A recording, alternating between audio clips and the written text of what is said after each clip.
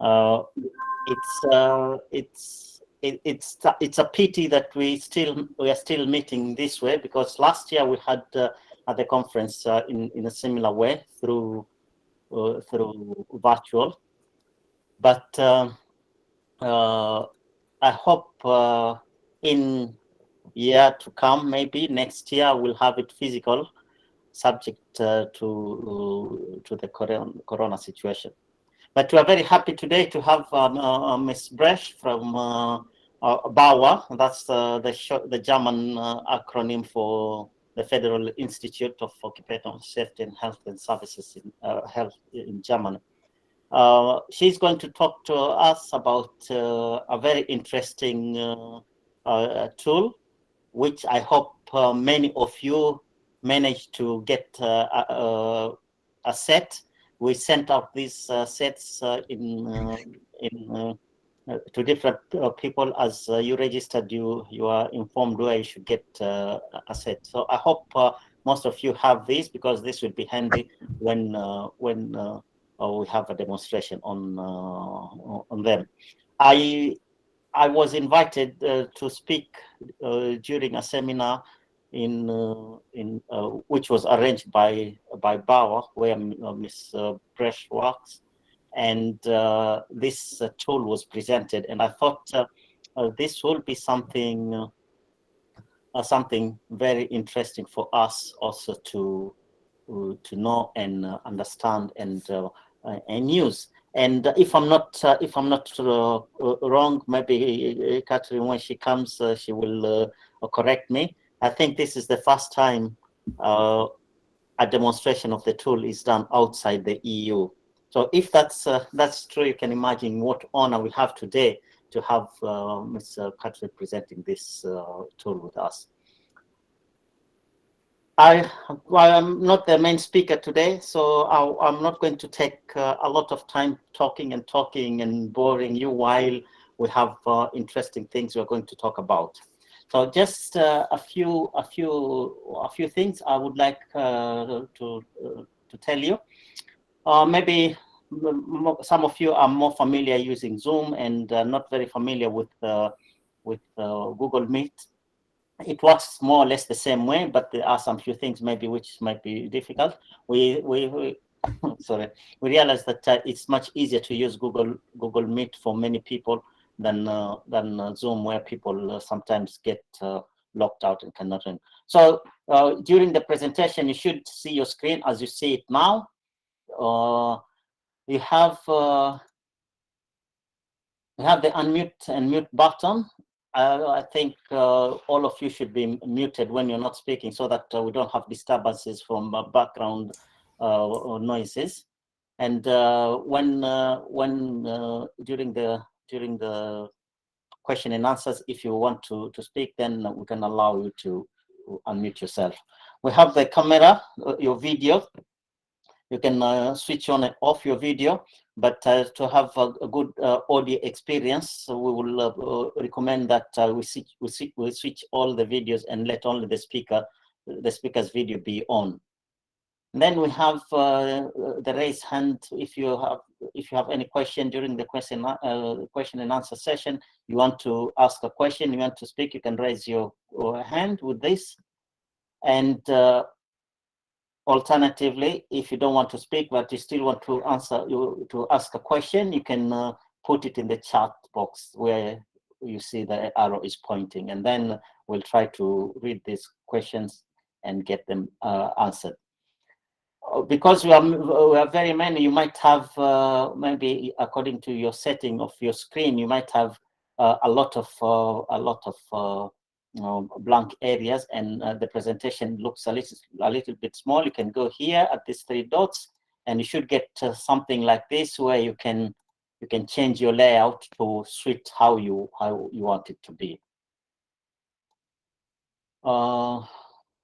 Then you can have the presentation as you can see currently. And if you can't hear, I hope everybody can hear me. Otherwise, if you can't hear, you should check your PC or your mobile device if the volume is turned on. If you're using a headset, check if your PC and mobile is set for the headset. If not, try to log out and in again. If you have other issues which maybe you are not able to solve at the moment, you can send an SMS to the number given there. Maybe make a note of that number. But please send SMS if it's only absolutely necessary. So don't jump the number by sending SMSs. Just send if it's necessary. I hope you don't have to send any message. So our guest speaker, as I started mentioning, is Ms. Catherine Bresch. I tried to practice this name. I hope I mentioned it correctly. It's supposed to sound like French. So according to my little French, I think it should be Bresch.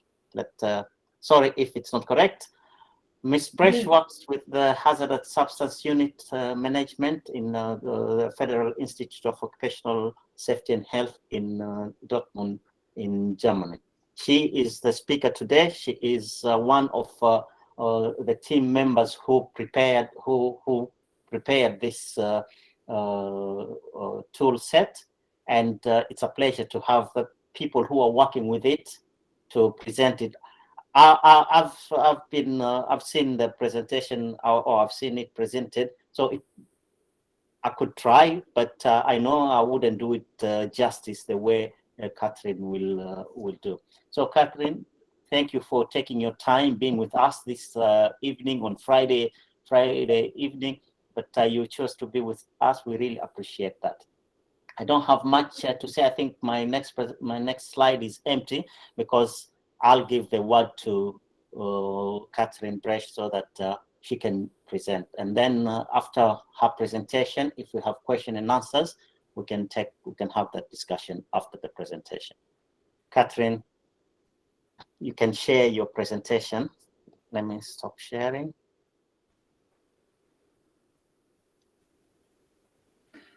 Okay. Do you see it? Oh, not yet. Huh. Okay, then it says I do share my screen. Okay. Try it again.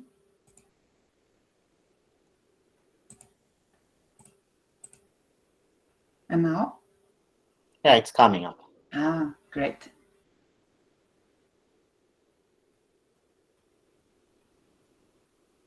Okay.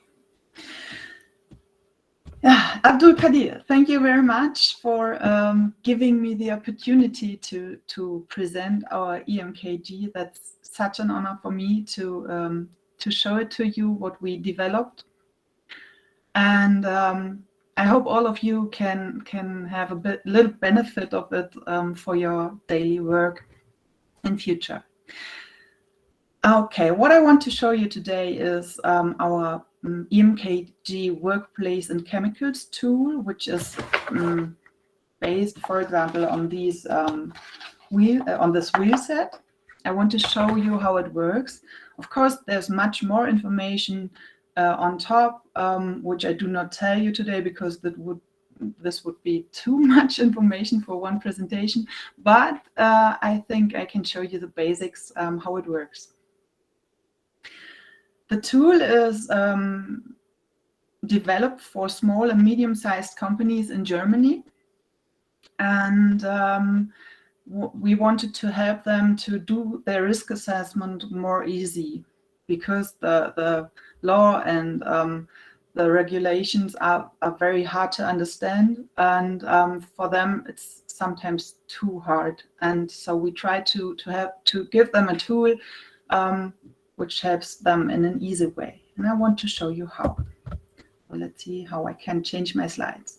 First of all, this will be an interactive presentation. So I want you to go through the slides together with me. I will ask you some questions, and I want you to try to use the EMKG while I do my presentation. So you could take out your wheels and go on with me. First of all, I want to know what does hazard substance mean to you? Can you imagine which ones we look at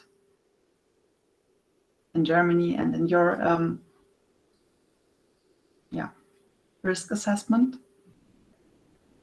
You can write it, or you can unmute yourself if it's possible. I don't know if it's possible at the moment, but you can write in the chat. What do you think? What are hazardous substances?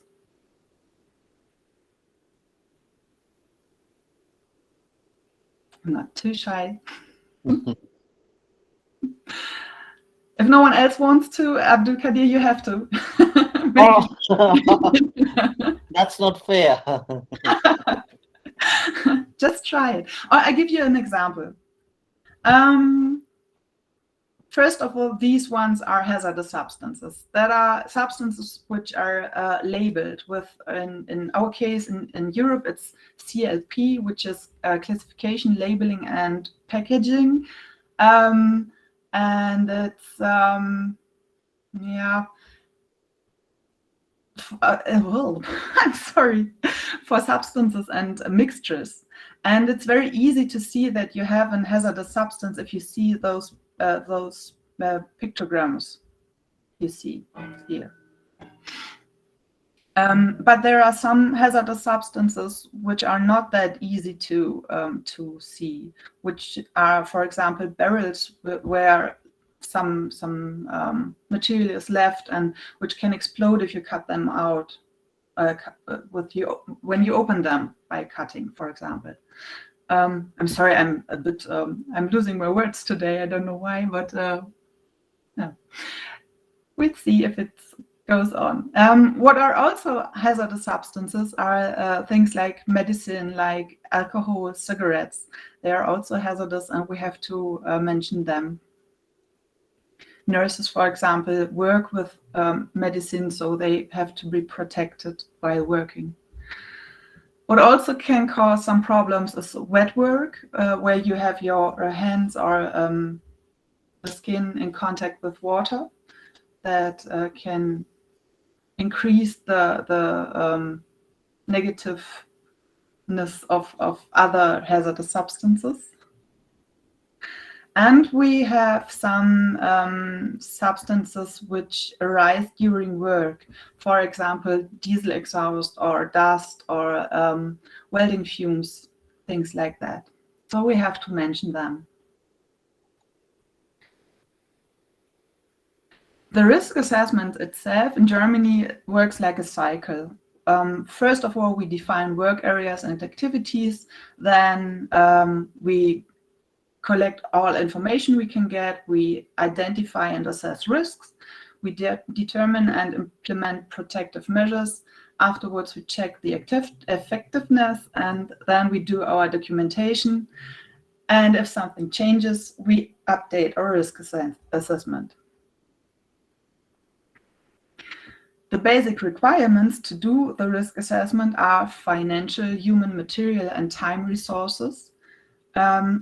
Of course, we need much time to do our risk assessment, and the boss has to give us this time so we can do a good risk assessment and protect our workers. The procedure itself is a combination out of our hazardous substances information combined with our information from activity and company specific things. Both together combined are our risk, and out of the risk we get some measures we have to do to work safe. Our information sources are, for example, the safety data sheet. In Germany, that's one of the main information sources. We also got information on packaging, instructions for use inside of the packaging. In Germany, technical rules for hazardous substances called TRGS. They give much information about working with hazardous substances. Then we have sector or activity-specific assistance from the accident insurance institutions or federal states associations. And last but not least, we do have our workplaces which give us information about how we work and what we need, and so on. What we do before we do our risk assessment, and if we use safety data sheets, we have to check if they are plausible, so if they are correct. There are some small questions we can ask ourselves when we have our safety data sheet. We look if there are sections missing. We look if the label elements on the label are the same as in the SDS. We look if the information in section 7 and 8 are complete, and if the H phrases in section 2 match to the information in section 14. And we look if the specifications of one substance from different suppliers are the same. For example, if we use, I don't know an example. Nevertheless, let's go on. We see if the CNL is the same, if the OEL, the occupation exposure limit is the same, and so on. Now we are coming to the EMKG. We checked our safety data sheet, and in EMKG, the first thing we do is we look which hazard group we do have. Then we have 3 modules. You got them on your wheels, which is skin, inhalation, and fire and explosion. For skin, we look at the effective area, how much or how big is the skin contact, and we look how long is the skin contact, so the duration of skin contact. For inhalation and fire and explosion, we look at the release group and the quantity group. I will show you what that means in the following sheets. Out of this combination of data, we get control strategy levels. We have 1, 2, 3, and expert advice. And after all, control guidance sheets concretize the measure level. The control guidance sheets are a modular system of measures which are based on each other. The audio keeps on breaking. Does anyone else have these problems? That the audio is breaking? Or maybe I'm speaking broken. Don't know. Can you give me a feedback, please? If there are any problems for all of you? I think the audio is We can get you, but sometimes it breaks. Okay. Maybe. Omar, can you check your audio setting, please? Because I can hear very clearly, and I think somebody else also is saying the same. Okay, good to hear. Yeah, I can also hear you clearly. Okay, if anyone has problems in understanding and it's very important section, then then please tell me, then I could repeat, for example, if you want to know what I said. Okay, so let's go on. What I wanted to say is the EMKG control guidance sheets are a modular system of measures which are based on each other. That's what I said. So go on. This comes out of the Hazardous Substances Ordinance in Germany.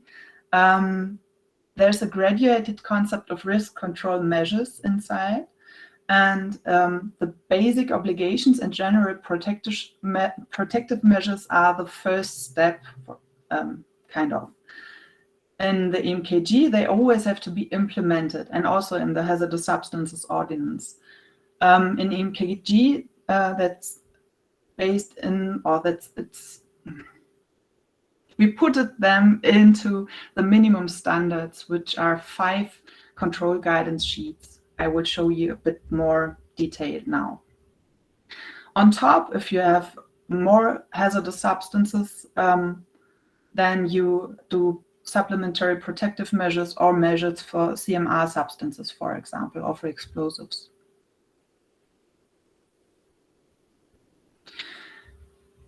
Okay, let's go into the EMKG. What we do first is we divide our working areas or our working place into working areas. I did this for you in Bauer. We have an wood workshop there where we have, for example, the working area paint storage, we have a cleaning area, we have wood processing, we have preparations, wood storage, an office, painting booth, and so on. And that's the first thing you should do in your workplace. The second step is we implement the minimum standards I talked about 1 minute ago. The third step is we define the activities, and afterwards we identify the risks. These are the minimum standards, the 5 control guidance sheets. They have to be applied in the whole working or in the entire working area, and they always have to be implemented. Cannot repeat that often enough, I would say, because they are very important, and there are some basic things everyone should do in Germany and maybe also in Africa. Okay, this one is Control Guidance Sheet 100, General Ventilation. It's, of course, about general ventilation. You see there's a window, and this gives you a small hint what I could mean by general ventilation or by this control guidance sheet. What do you think could be part of this control guidance sheet, which is a checklist where you can check up, did I do this measure, or should I have a closer look on it?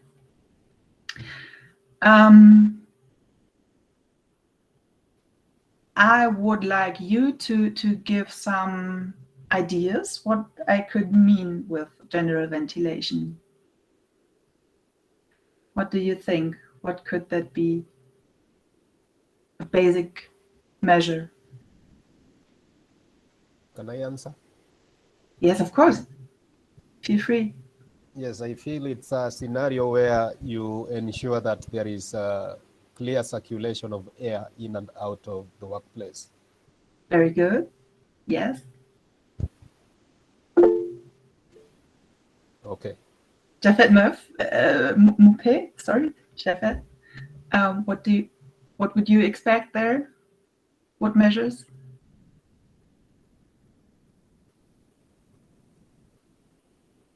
You have somebody saying quality of air in the work environment. Yes, that was Martha Mohonia, I think. Or did I see that on the fourth screen? Mm-hmm. Because there's a hand put up from Jafet. Yeah, to me, I think it just refers to the non-mechanical supply of air into the workroom. So that's just my understanding of general ventilation. Okay, so let's see what the CGS writes here. For example, there are many more details, of course, and you were both right, I would say. So what is inside this general ventilation CGS is drought is avoided. That's very important, because if there's drought, you could cause some problems to the workers. We make sure that there is sufficient clean, fresh air. That's what you said. And in case of restricted ventilation, we have to check the use of a ventilation and air conditioning system, for example. There are many more details inside, so this is just to give you an idea what is meant by these measures. Okay, next one. This is LA 101, storage of hazardous substances. And if you look at the picture, what do you think do we not want to see here? It's a worst case picture. Hopefully you see that. It's very small maybe. What do you expect as a measure to prevent kind of things that we see in this picture? Can I answer? Of course. Number one is good housekeeping practices. Very good. Number 2 is also ensure that you segregate the hazardous substances depending on their classes in terms of how dangerous they are, how flammable they are, and how volatile they are in terms of the dangers that they might pose to people and to the environment. Very good. Yeah. And it's more basic too. Everything stands safely and is secured against falling over and out. Maybe that's part of that, what you said, of course. Furnishings and equipment are enabled clear storage. That's also what you said. And you do not store hazardous substances in break, standby, and sanitary rooms, which is also important. And sometimes people forget that.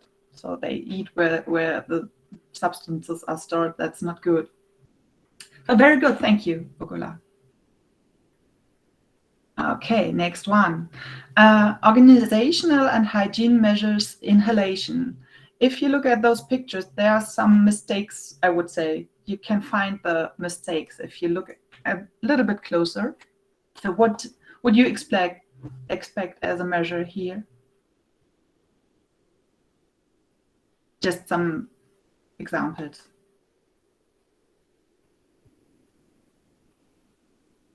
Labeling, yes.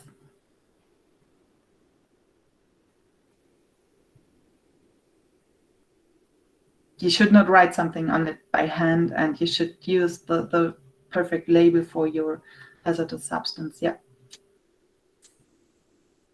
And do you see those glasses in the middle? What do you think are they made for?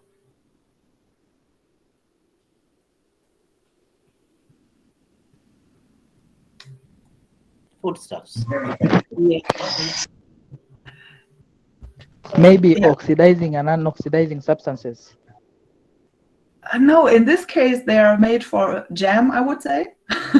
These are jam glasses in Germany, or beans, or I don't know, whatever they are.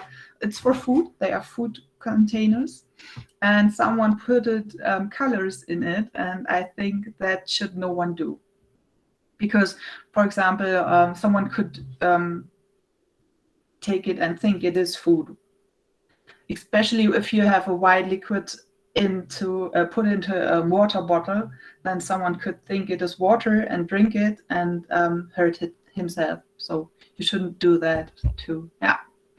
And the right one, approved storage containers, yes. And what's wrong with the right one here? Should you have a closer look?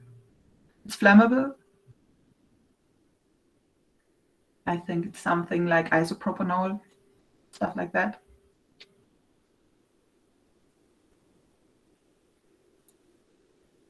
The can is open.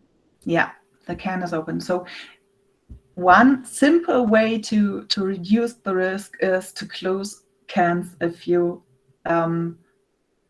finished your work. If you finished filling over to another bottle, stuff like that. So containers may only be opened during use. Hazardous substances are not filled into containers that could lead to confusion with food. And all containers and packaging are correctly labeled. So that's what you said. True. If you do these things and some more, you can minimize your risk for about 60% of all hazardous substances in your company. Okay, next one. It's also organizational and hygiene measures, inhalation. What's wrong with these?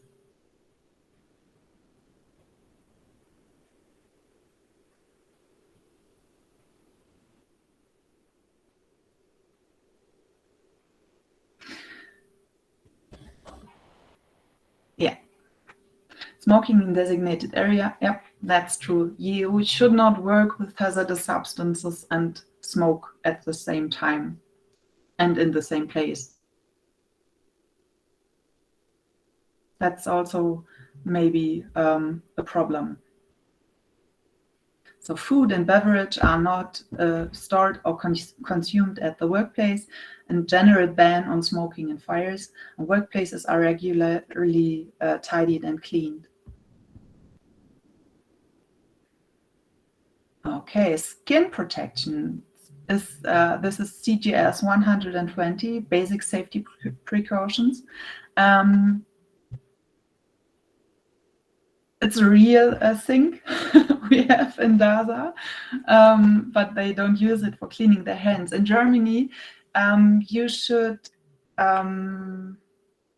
have the opportunity to clean your contaminated skin immediately, and the washing area is equipped with sufficient skin products and disposable towels, so you do not have to use the towel which can be contaminated, for example, and then you clean your hands and your hand is contaminated afterwards. And solvents and thinners are not used to clean the skin. I know in Germany in the past, for example, painters which worked with colors the whole day had the colors on their skin, and then they used solvents to clean their skin, and this causes very, very hard. This causes problems with your nerves. That you have problems afterwards to not to shake your hands.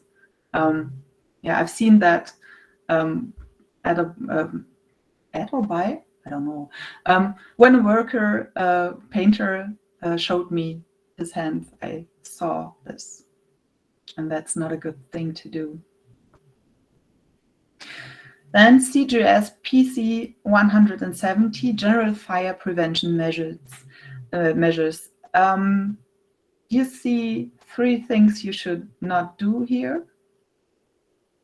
What do you expect as a measure?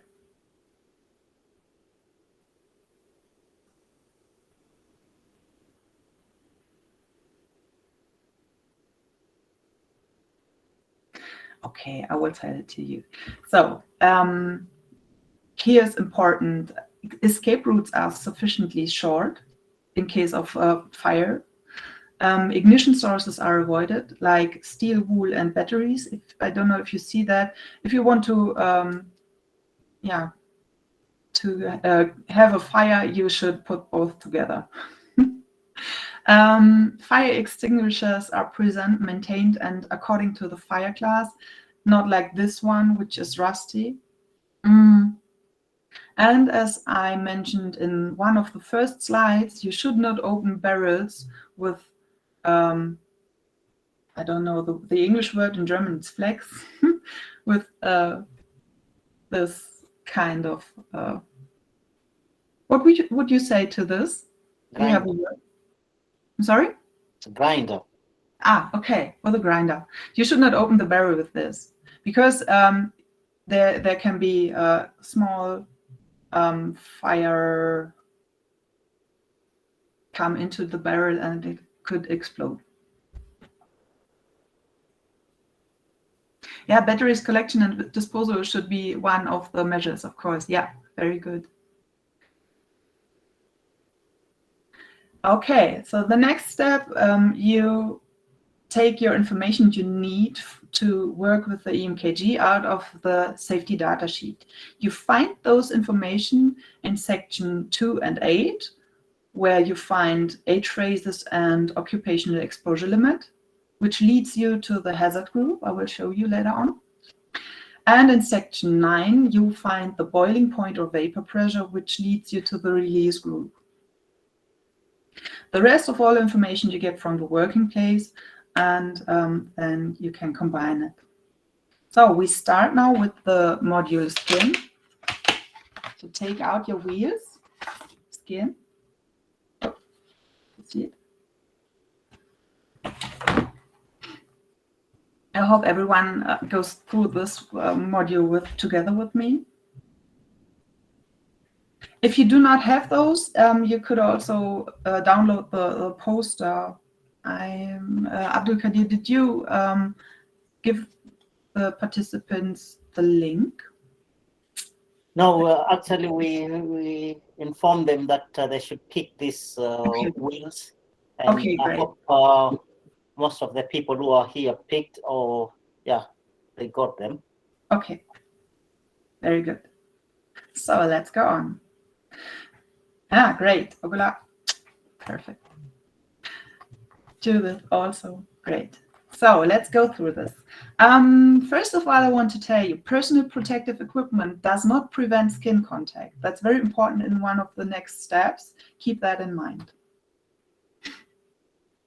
That's our example, cleaning a workpiece. We want to clean a workpiece with isopropanol and a cloth. So we take the cloth in our hands and clean the workpiece. The duration is 10 minutes and the amount is 50 milliliters. There are 3 hazard statements in the SDS, which is H225, high flammable liquid and vapor. 319 causes serious eye irritation. 336 may cause drowsiness and dizziness. Sorry. And the OEL is 200 ppm, boiling point 82. That's the most important information we got here. So first of all, I just want you to try to find out how this works without me showing you. So just for you in the back, there's a small line through where you can orientate and go through, and then tell me at the end which measure we have to do.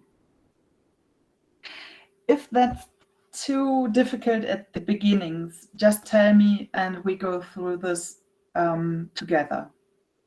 I would change my routine for you if you want to. But I think it helps first to get familiar with this on your own a little bit.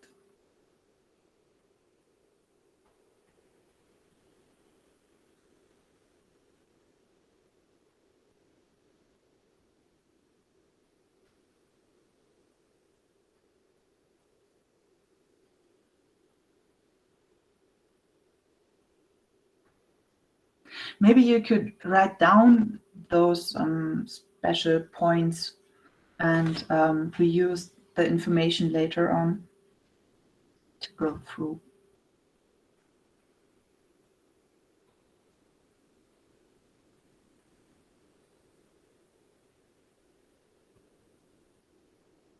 Maybe you do the first one and then Yeah, I thought about that. It's too quiet if I do not speak here. You're just on your own. Okay, let's go through the first one. First of all, we check which H phrases we do have. So write them down: 225, 319, 336. Write down the OEL. It's a liquid, so we need the ppm OEL. If it would be a solid, we would take the milligram per cubic.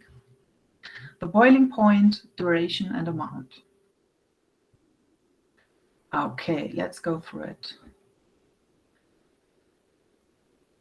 Does any one of you remember the H phrase, which could cause something with your skin? Is there any which has a skin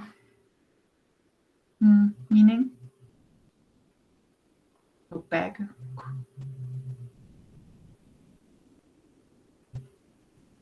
Does anyone of you find one of those H phrases in the first table? No. That's true. There is no.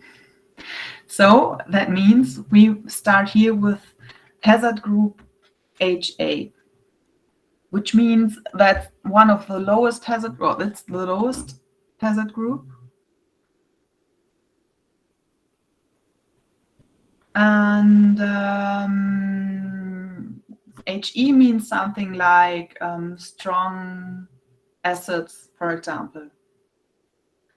It's very, very, or carcinogens, which can cause very, very strong effects on your skin. Okay, so keep that in mind. HG is HA. Oh, sounds funny. Hazard group is HA. Effective area. If you put some isopropanol on your towel and clean the workpiece, what do you expect? Do you get some splashes of the isopropanol on your hand, or do you have contact with large areas of your hand?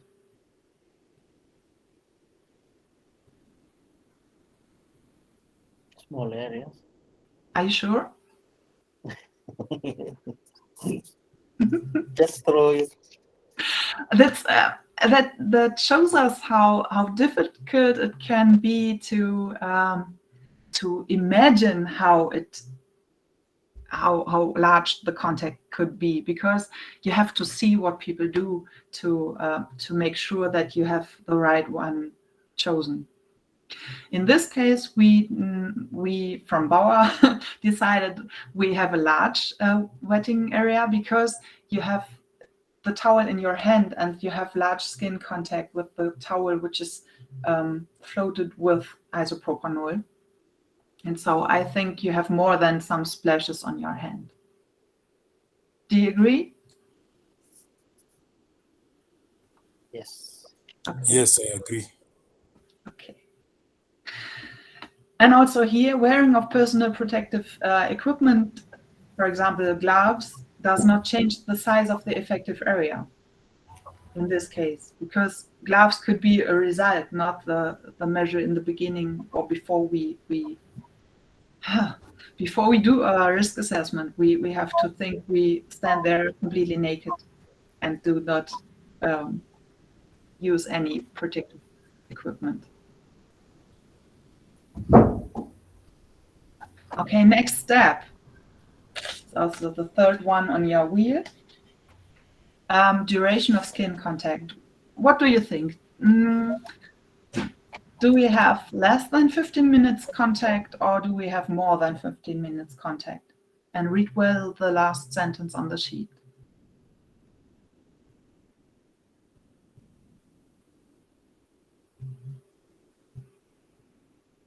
Eric says short. Do you agree? Okay.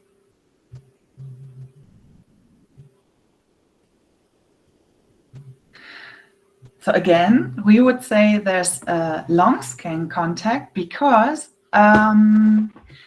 okay, the work, you have 10 minutes working, but the skin contact ends only when the hazardous substance is washed off. And you cannot make sure that someone who worked there for 10 minutes afterwards goes to the sink and cleans his hand directly. You don't know that. And in some cases, the people cannot do that. So we expect most of the time long skin contact, unless you can make sure that they clean their hands within 15 minutes. And the working time is in addition. So if you do a 5-minute cleaning job and afterwards again, and on the same day 5 times again, then you have to add those times. Even if you clean your hands afterwards, you have to add them and you get a long skin contact then. So most of the times long, and that's it. Next step is to combine those parameters. We found out it's HA, the hazard group, and we have a large effective area, long contact. And on your wheels, that's what we said. And now you turn your wheel over on the other side. The outside ring is hazard group. So you put your window in the right hazard group. It's HA. And then you look at the parameters and see which color comes out at the end. And on the back, there's also a translation of the colors. So you can tell me which measure we should do. Does anyone know which color comes out at the end?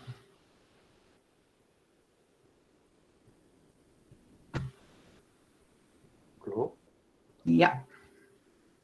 Very good. Control strategy level 2. Very good. Your first time, I think. And You did it. And if you get control strategy level 2, you have to do some measures afterwards. What we did in the beginning was control strategy 1, which are minimum standards. I explained to you, and you worked with me, worked out what that could mean. And now we have to do, we have an extended need for measures. We have to minimize the skin contact with technical and organizational measures. We have to use PPE, for example. We have occupational medical advice and the control guidance sheet 250, skin protection, where are measures for skin sensitizing substances and measures for wet workplaces and so on. If it would be more hazardous or more material, we had to use, we would have to use control strategy level 3, which is high need for measures, and for example, substitution or closed system, like a glove box, for example. Okay, next one. I think I have to hurry up a bit. It's inhalation.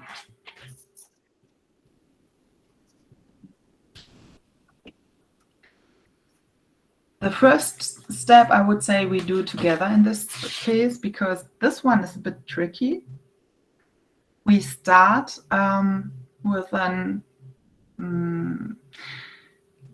if we have a substance with OEL, we get the hazard group via OEL. And if we have a substance without OEL or a mixture, we do the hazard group via classification and labeling. That's very important to do this in a different way. So what we have here is isopropanol. Isopropanol, what would you expect we do? Is it a substance or a mixture, in your opinion?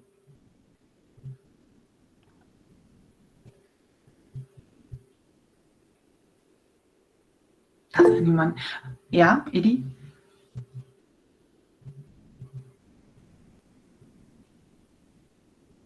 Mixture. Are you Mixture. sure? Okay, no, isopropanol is a substance. I'm sorry. But no problem. We start here with the OEL to find out our hazard group. To keep it in mind, OEL you find in section 8 in the safety data sheet. Here I put it out for you. It's 200 ppm. Okay, and what we need, what we also need is the boiling point and the amount. Okay.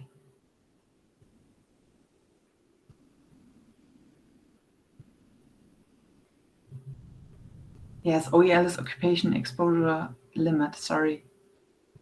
I mentioned that before, but I did not say it again. I'm sorry. Okay, next step.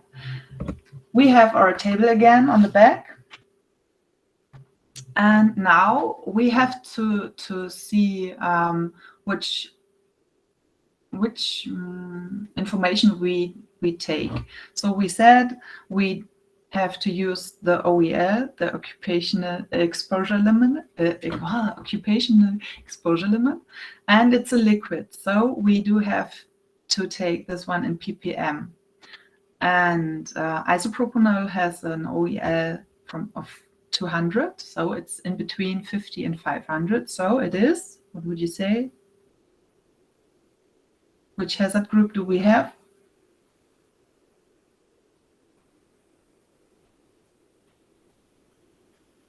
Yes, it's A, true. And again, in this case, A is, for example, stuff which is not, which has no H phrase, or which is very low hazardous, I would say. And E could be something like carcinogens. Next step, quantity group. Do you remember how much material we use to clean our workpiece? How much isopropanol? Very good. 50 mils. So we do have a small quantity group. Okay. Next step, step 3, release group. We can choose if we want to take the boiling point or vapor pressure here. We do have the boiling point, so we take it and find out the release group.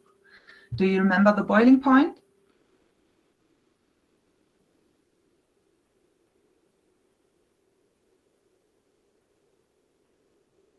Yes, 82. Very good. So we have a medium release group.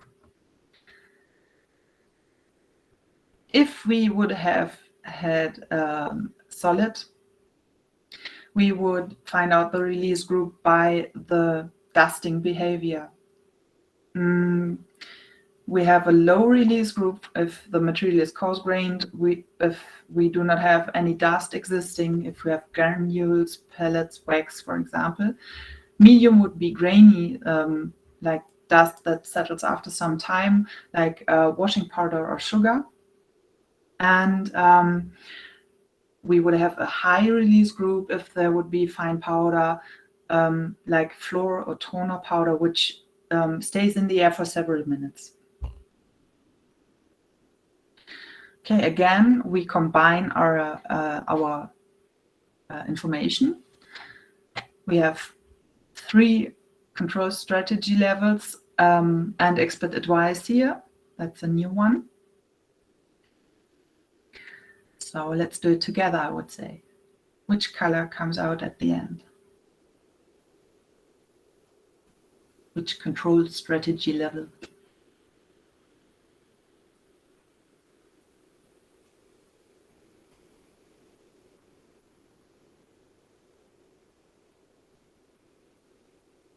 Just take the hazard group, it's outside at the ring again.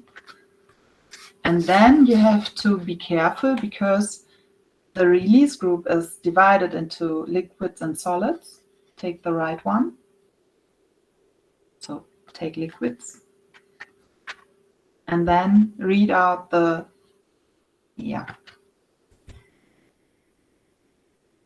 very good.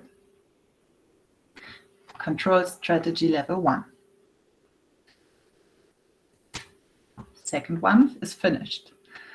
Afterwards, these are the measures for inhalation. So we have control strategy level 1, and that's great.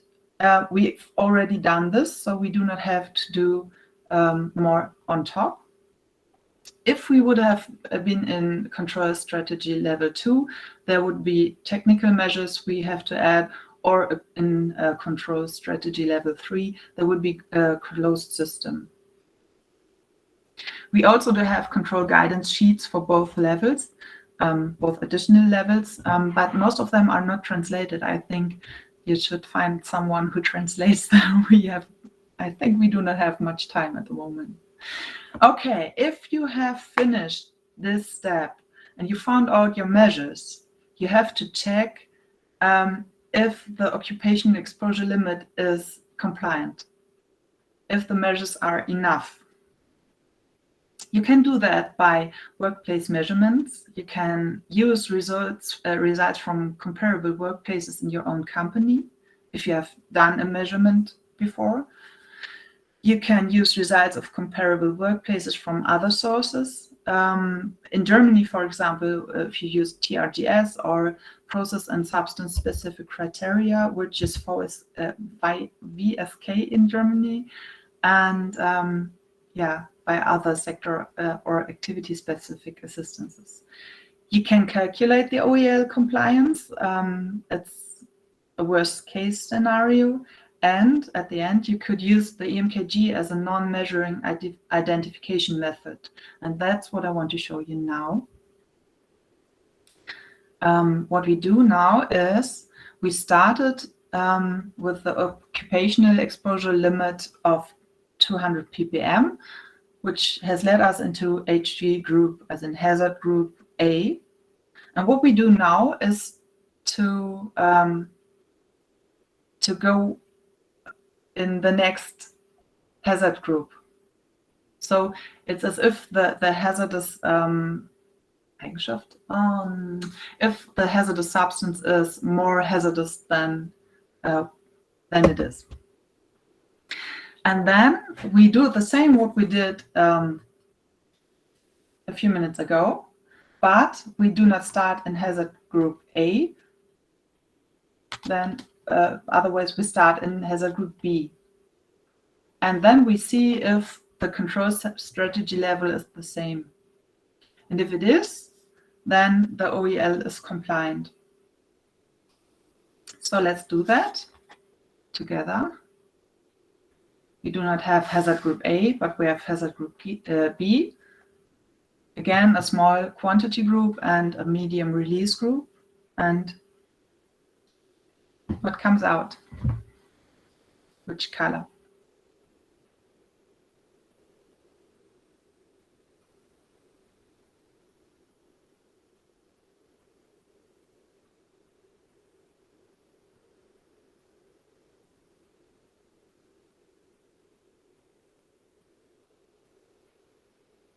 Okay, I help you out.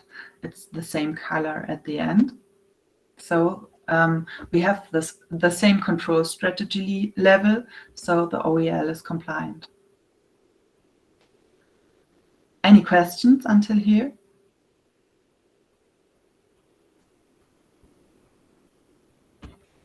Okay, that's good. Next one, fire and explosion. What we want to prevent is the mixing of oxygen, an ignition source, and fuel, which could lead us to explosion if we do not prevent that.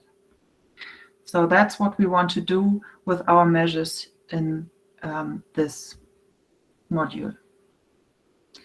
So we use hazard statement 225 because this is the only one, I would say, which leads to explosion or fire. Again, we use the amount and the boiling point. That's the same as we have in inhalation module. So what would you say? Which hazard group do we have?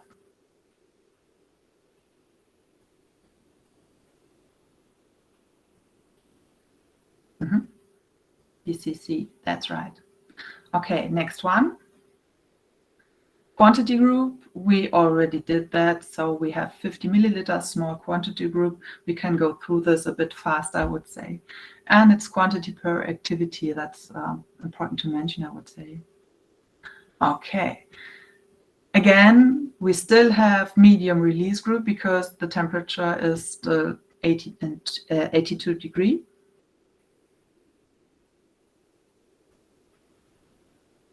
Oopsala.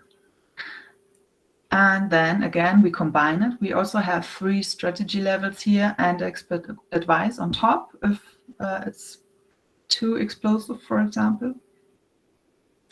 So that's what you have to do now. Turn your wheel.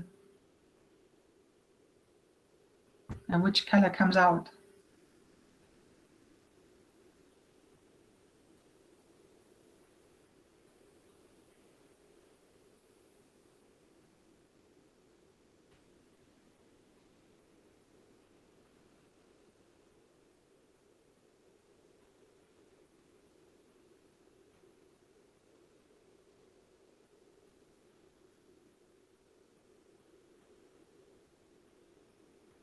Yeah, very good. Control strategy level 1.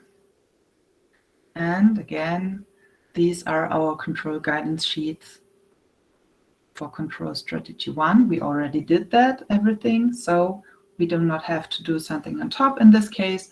If we should have to do something on top, it would be the same as we did in inhalation, because the inhalation control guidance sheets are the same. We want to minimize the material in the air.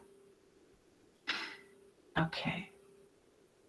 And at the end, for all three modules combined, we have to evaluate the effectiveness of protective measures. So we have to find out if they are sufficient. We set deadlines for reviewing the effectiveness of protective measures. We check if the minimum standards are complied, if dust protection measures are established. We check regularly visual and functional checks. We do regularly visual and functional checks, and so on. And one of the important things is, again, sufficient time for those measures is implemented. Okay, and then we have finished our risk assessment in this case. We just have to do the documentation. And afterwards, we do it again if something changes. For example, if there are new hazardous substances introduced, or if we have changes in activities or working conditions, or we have results and findings from, for example, checking the effectiveness of our protective measures, that it's not sufficient, for example, or from occupational health care, or from accidents and illnesses of the workers. That are the tools we have to do our risk assessment with EMKG, which are two Leitfäden in Germany. They show the whole concept of the EMKG. I think they are not translated yet, but maybe in future we will translate them. Then the poster you already got, that's translated yet. The wheel set, we have an app which you can download in the App Store, where you can do the risk assessment with those. It's nearly the same as you do with the wheels, but you also have the German control guidance sheets on top. You can click on them and they are linked via PDF. And we also have a software where you can do your risk assessment and do your documentation while going through the EMKG. It's not perfectly translated, but maybe you can use it too. It's prevented for small and medium-sized companies, so maybe it's important or interesting for you too. I don't know how many workers work with you, but it could be helpful, I think. What you've seen, hopefully, is that it can be very easy to go through your risk assessment step by step and find out which measure level is you come out at the end, how dangerous your work is, and which measures you can do at the end to make sure that your workers work safely and people are healthy. So thank you very much for your attention, and I'm very sorry for my wording today. It's not the best one I ever did, but hopefully you understood what I wanted to tell you. And thank you very much for going through it with me and working so hard on the EMKG today. Well, thank you very much, Catherine, for that demonstration. I think from the participation, you could see that people were following it up and could come to the correct decision from the exercise. So what we need to do in our different workplaces is just work with it a little bit more, try it back and forth, and get hands of it more. There are some few. We're open for some questions and comments and whatever you want to say. Maybe something which was mentioned by Catherine. You are not you didn't agree completely. You can bring up that discussion. But one thing which I thought was rather interesting very early in the presentation, when you're saying that people should not use solvents to clean the paint from their hands, and it's common that in German that painters use solvent to clean hands. I think this is it's not just a German thing. I think it's everywhere. It's common in Kenya. Also, you find somebody using white spirit to wipe out paint, and of course, this is something which people shouldn't be doing, but they do, and that's why we do the work we do, so that we can get the people not to do that. So if you have any questions, you have any comments, we have time a little bit for that. And Abdul, I worked as a painter too in the past before I studied, and I can tell you it's really true. And until now, I think so, because it's that easy, but you can cause very harmful skin problems then. I totally agree. I once went for an inspection somewhere, and I met a painter who had eczema on his hands, because he works with very dangerous chemicals like dissocianides and epoxies and such type of painting. And you could see from his hands that he had eczema.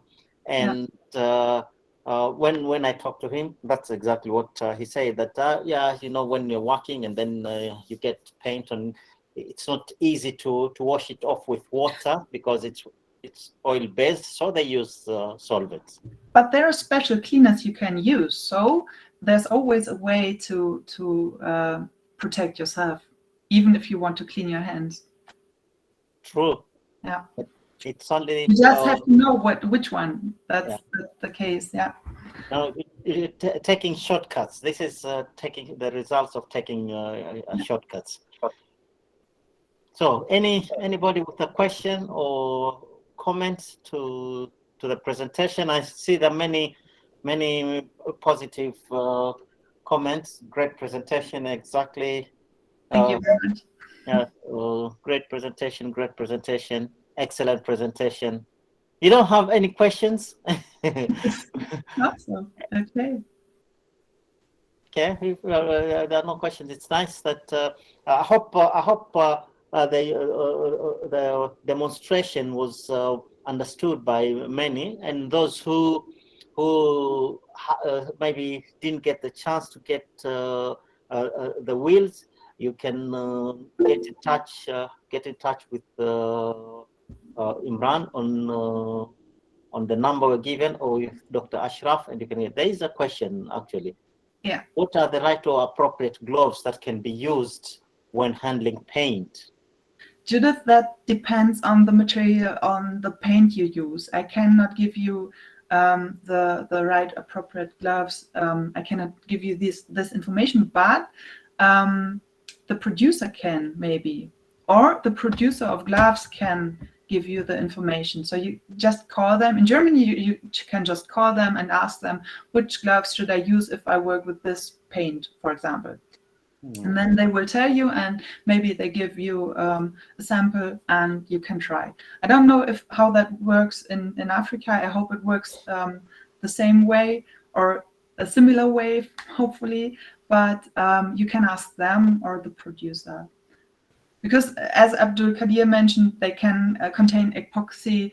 They just can be water-based, then there will be no problem. They can contain biocides, yeah, and all of those ingredients need different protective gloves, so that there's not that one you can use for paint. Mm-hmm. There was a hand raised by Timothy. But Timothy, do you still want to ask a question? Kimoju?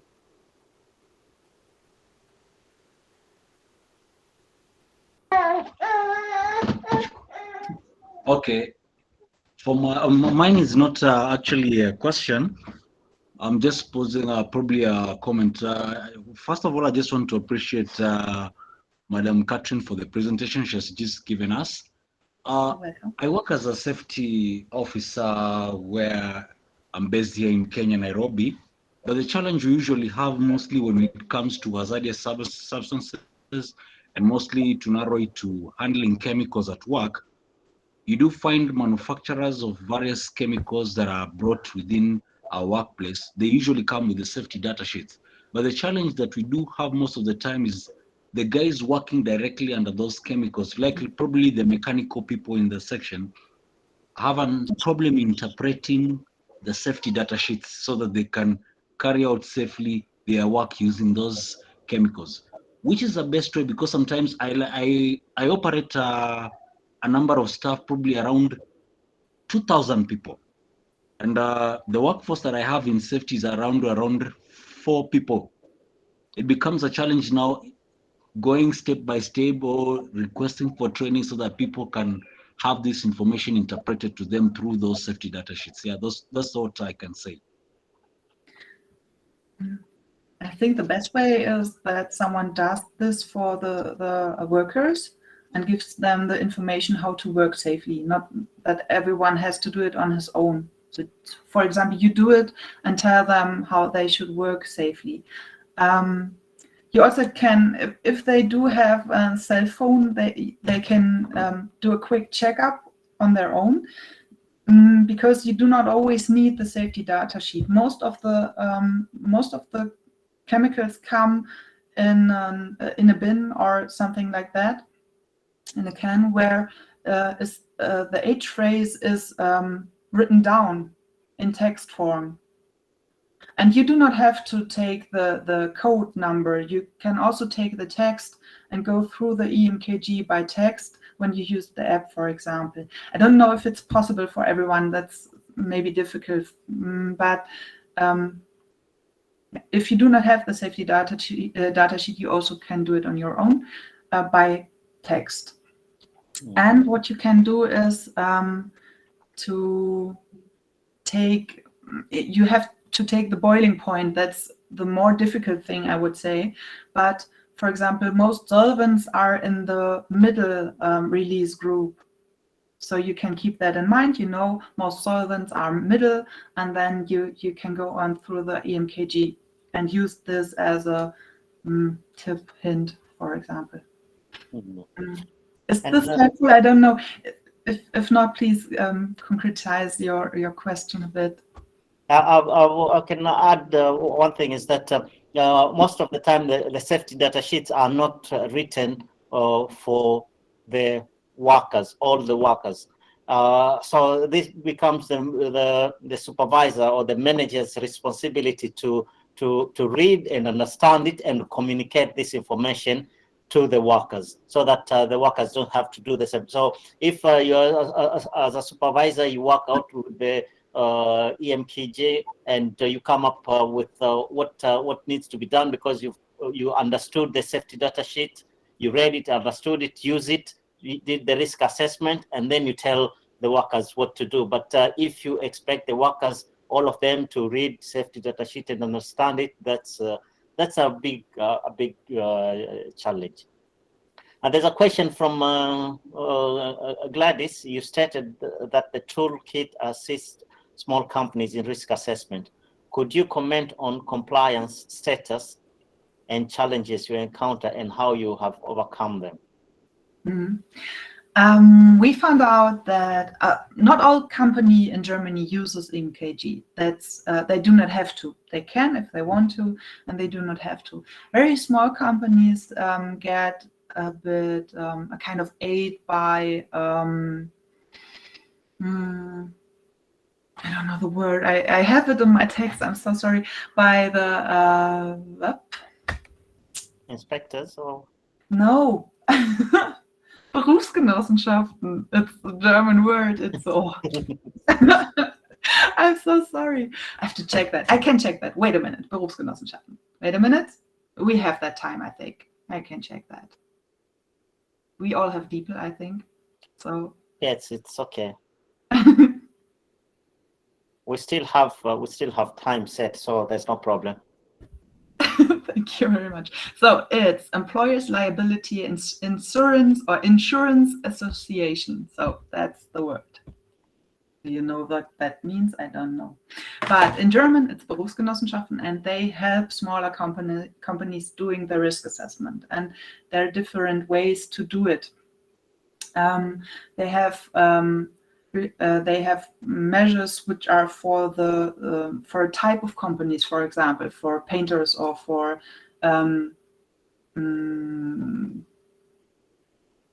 electricians or whatever, and all of them have special stuff, special chemicals they often use, and we have a risk assessment they can lean on, or they can take it to go through their own risk assessment. It also helps. So it's not every company uses it. And what we also found out, it's for some companies where just 2 or 3 people work in, even our wheel set might be too complicated, or the concept might be too complicated. So we want to break down it a bit more, so to make it even a bit easier than it is today. We're working on that, and I hope we can help them more in future, and maybe you too. And if I could add from an inspector's perspective, it's the issue of compliance. It's always difficult. There are so many factors which come into play when you're looking at the compliance status, and it's not only the small and medium-sized enterprises who have challenges sometimes with compliances. Even the bigger ones also sometimes have challenges with compliances. So this is it's a very general problem, and the more people talk about it, and the more people understand what is required, understand what safety measurements are required, then it becomes easier to comply than if they don't understand. Yeah, and the other way around, the EMKG is compliant with the European regulation, especially with the German one. So we have some special things in Germany to rely on, or to work after, and the EMKG is compliant to that. On the other hand, so we have the compliance with the workers, and we also have the compliance with the regulation to have in mind. We talk about EMKG. I think thinking that the German regulations based on the directives of the European Union, and then they're built on most of the requirements for safety measures are more or less the same in other countries and in Kenya. I've read the OSH Act several times, and there are many similarities you can see, because I think a German will have the same risk as a Kenyan when they are dealing with isopropanol. Yeah, maybe they will be using it a different ways, but at the end the hazard is the same. maybe in Africa you have to have in mind the temperature outside, because in Germany we have more or less 20 degrees, most of the time less than 20 degree outside temperature, and then we have a special amount of isopropanol in the air, which is Evaporated. Which is evaporated, yes. And in Africa the temperature is much higher, so you have to have that in mind if you think about the release group. Maybe if it's too hot, you can go in the area of a high release group. It's a part of our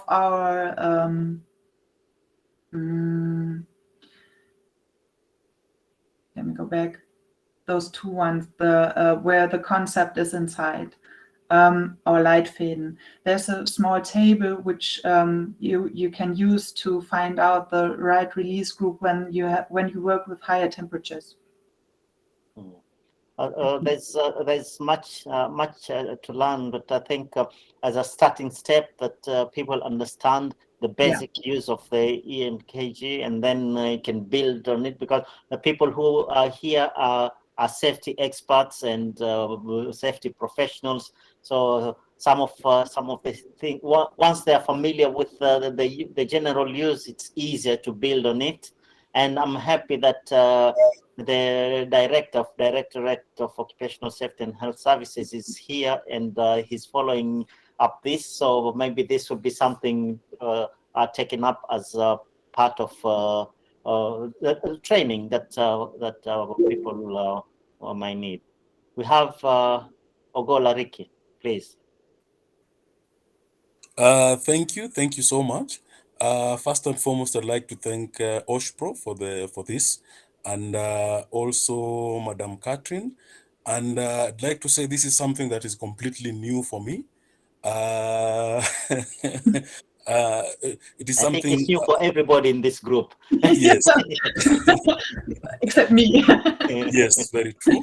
And to add on to that, it is something that is very worthwhile. I didn't know that there's something like this that one could use, and I'm very much looking forward to using the same principles in my workplace. And quite basically because my workplace involves a lot of use of chemicals and different agents and reagents to do. Oh, What, disappeared? he disappeared. So sad. But But what you mentioned sounds good. So I hope everyone can use a bit of my presentation in his daily work and benefit from that. So I hope you don't mind that we share your presentation with. no, of course, yeah, please. Okay. And if you have more detailed questions, don't hesitate to contact one of us, for example, me. My email address is mentioned here, so you can call me or you can write an email. Maybe I'm not that good in English answering on phone, but I can use DeepL to answer you via email a bit better. So don't hesitate to ask, because I know how difficult this can be to understand. Even if you think you have understood everything now, maybe in a week or two you stand there and spin your wheels and think, what did I do last week? And don't remember. So just ask. It's no problem. Emmanuel, as I just mentioned, will share the presentations. Where and now, as Catherine has just said, you have the email there, and you can contact her. Contact her, not me, because she's the expert. If there's anything, if there's anything, but I'm happy that that people find it useful, although it's just a short demonstration, and there's still much more people can learn on it. I'm very happy that people think it's useful. Missed some parts of it was recorded. Possible to share afterwards? Yes, it's recorded. We'll let you know afterwards of what happens with the recording. So you'll get some access to it, but that will be later. You'll get an information on that. How else can we get more wheel kits should one need to? You can contact me, I would say, and I try to send them to you. Because you can order them online, but only if you are in Europe, especially in Germany. So it's the normal online way doesn't work. So just contact me and I will send some to you, I would say. Cannot send thousands of them, but of course up to 10 or 20 ones, for example. Or if you want to do your own presentation, for example, maybe I can send some more. If you want to give it to some more, people like you.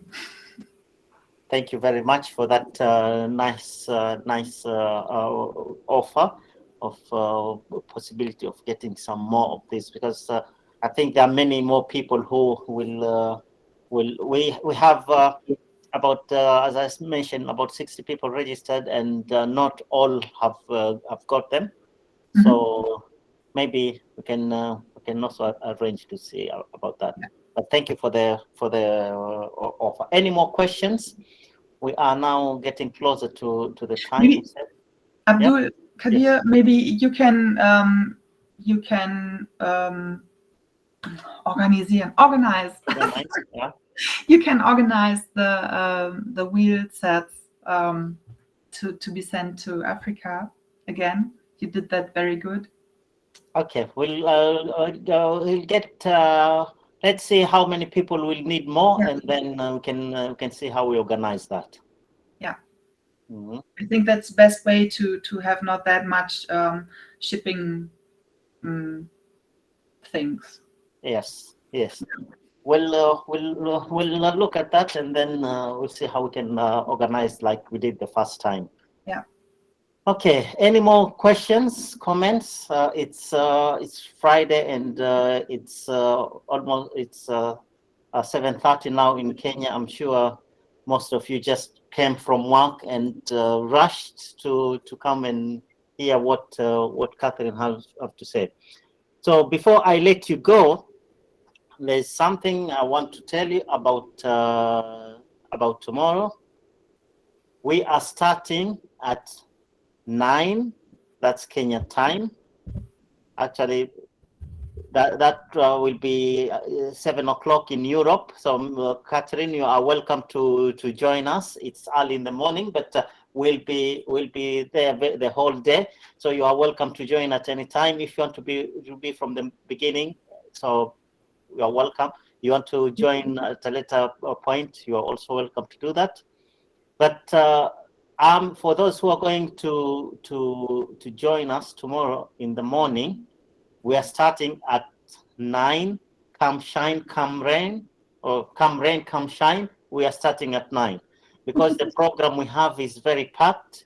There's a lot to do, and we will want to finish in the time set. So we are going to. Let me just share something, if I can do it very fast.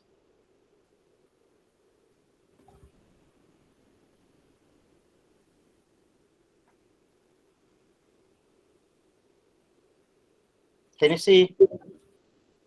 Can you say something? Yes. Yes.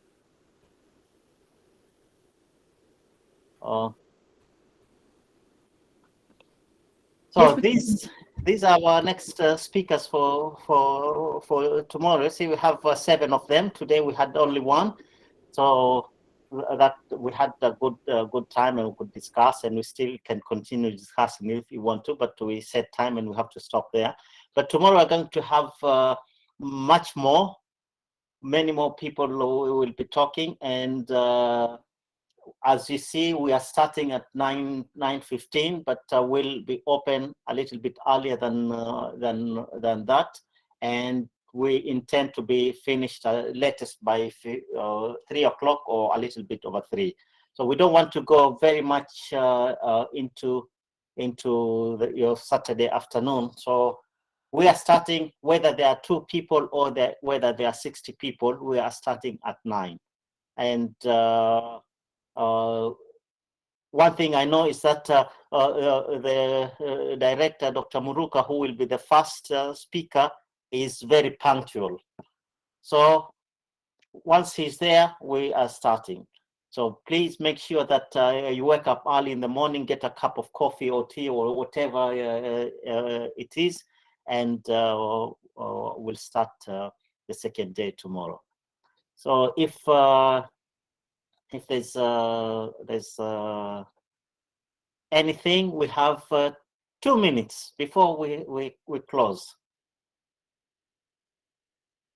Imran, do you have anything to add for tomorrow? I don't have anything to add for tomorrow specifically, but for those of you who still need extra EMKG tools, please note that we still have a few of those available. Maybe not that many, but if it's like less than 10, then we still have those. So please don't hesitate to reach out to me, and then we can arrange how I can deliver them to you. So I think that's all from my side. Ogola, please.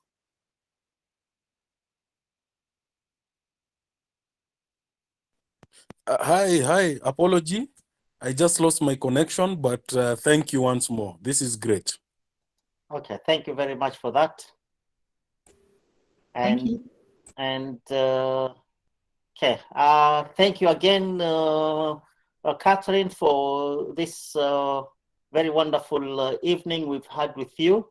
And as mentioned, you are welcome to join us tomorrow at any time you wish. And you pass our regards and thanks to your colleagues, Melanie, and everybody else who contributed in us getting the wheels, and for your time. I know it's Friday, and I remember when we were communicating, you said we went the distance to make a time for you. We will do that again and again and again. So I think and I think everybody else will agree with me here that it was worth the effort, and we are very thankful for that. Thank you so much. Abdulkader, one more Yes. thing.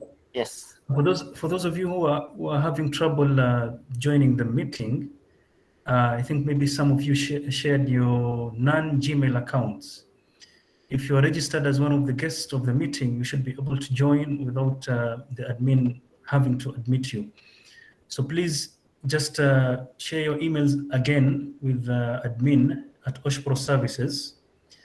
Just send us your Gmail accounts, and then we can add you to the guest list. That way the process will be more seamless for you. And I think there were a few who had Yahoo and other emails, so we should accommodate them. Yeah, the issue is because this product is made by Google, Google Meet, they only allow Gmail accounts. So I think it's something to do with promoting their own email service. It's a clever way of promoting their own product. But by tomorrow, we'll figure out a way of accommodating those who have Yahoo and whatever. Maybe maybe give them a direct link so that they can join direct. Okay, I'll do a bit more research on that. And I think Chris Safari also has something to say. Okay, Chris, please.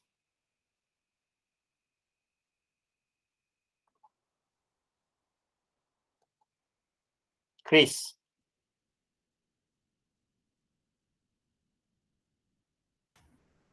Maybe Chris Safari, are you with us? Yeah, he can say it. He can say it tomorrow, but I think we should call it a day, and see you all tomorrow at 9 o'clock.